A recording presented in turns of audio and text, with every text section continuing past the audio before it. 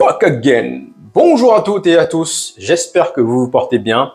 Dans quelques jours, Manchester United se déplacera sur la pelouse de son bruyant voisin Manchester City. Un derby chaud bouillant nous attend, donc on attend ce jour avec impatience. D'ailleurs, on n'a pas joué pendant des années quasiment. Donc franchement, on attend ce derby avec impatience.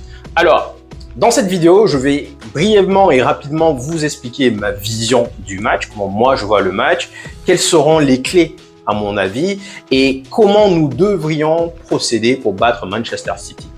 Donc, j'estime dans un premier temps que Ten Hag va aller avec la même compo. Je pense qu'il ne va pas changer l'équipe qui a affronté et battu Arsenal, c'est-à-dire De Gea, Dalot, Varane, Martinez, Malacia, Eriksen, McTominay, Bruno, Sancho, Rashford en pointe et bien sûr Anthony. Je pense qu'il ira avec cette équipe. Personnellement, moi j'irai avec une autre équipe. Je pense que moi je ferais probablement, je mettrais probablement Casemiro à la place de McTominay. J'estime qu'on a besoin dans ce match de plus d'expérience. Donc oui, en effet, Casemiro, ces derniers temps, il rentre dans le match et il est assez douteux. Maintenant, je me dis, et je le dis haut et fort, commencer un match et rentrer dans un match, ce n'est pas la même chose. Commencer un match, la pression n'est pas la même chose parce que quand on rentre, toutes les caméras donc, sont axées sur nous et autres. Donc moi, personnellement, je ferais...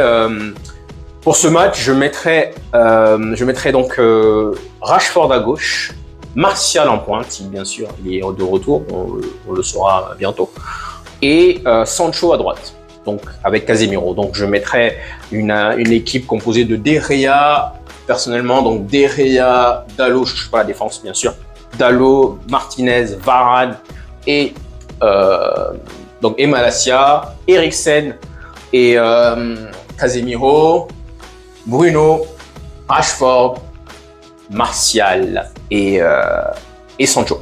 Voilà l'équipe avec laquelle je partirai. Maintenant, on attend bien sûr la conférence de presse pour savoir ce qu'il en est.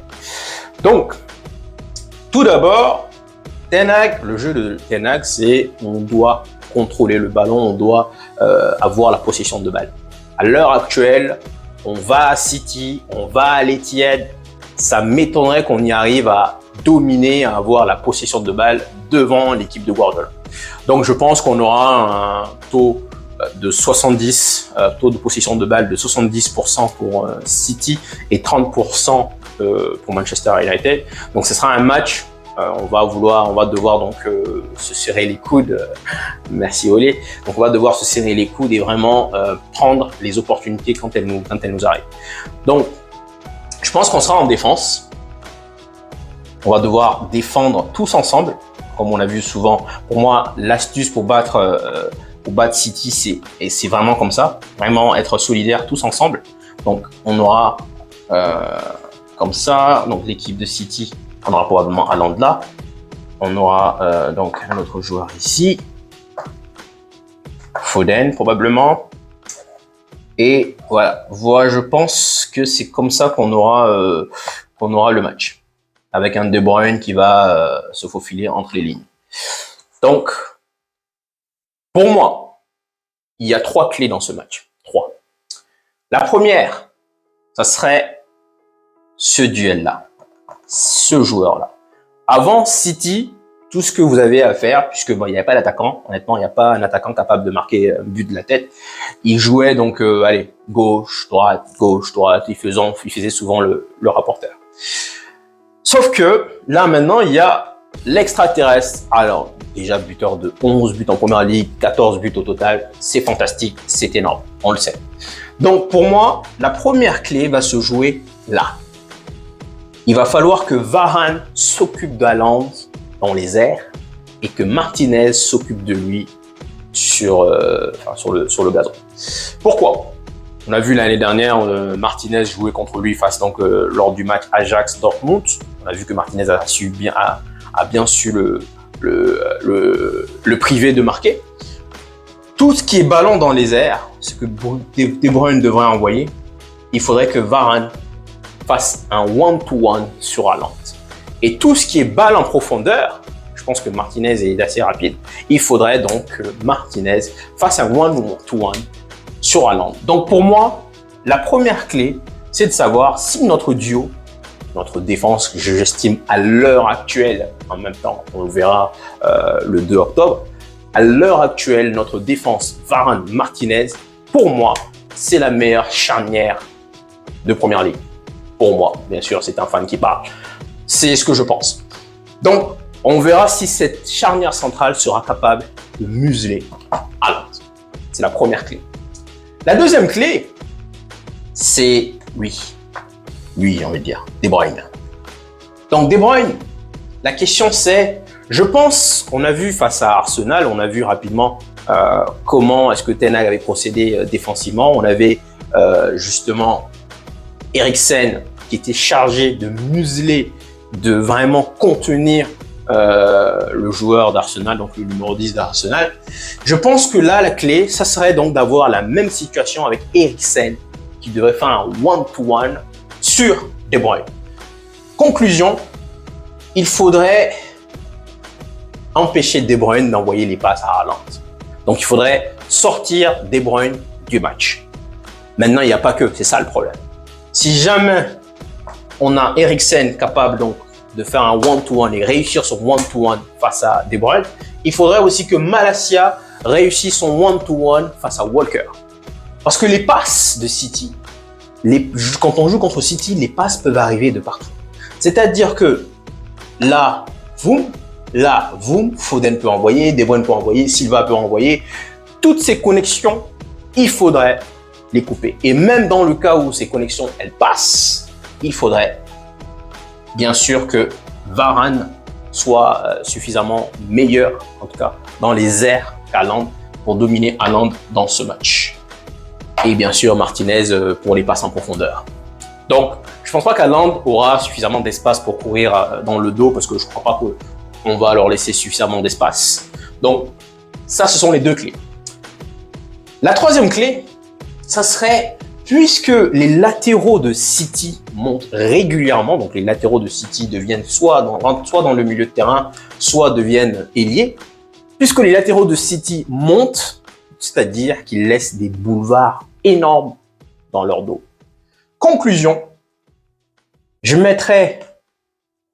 pense que c'est Anthony qui va jouer. Alors, Anthony là et Sancho là. Le problème de Anthony, Sancho, je ne sais pas si ce sont des joueurs rapides.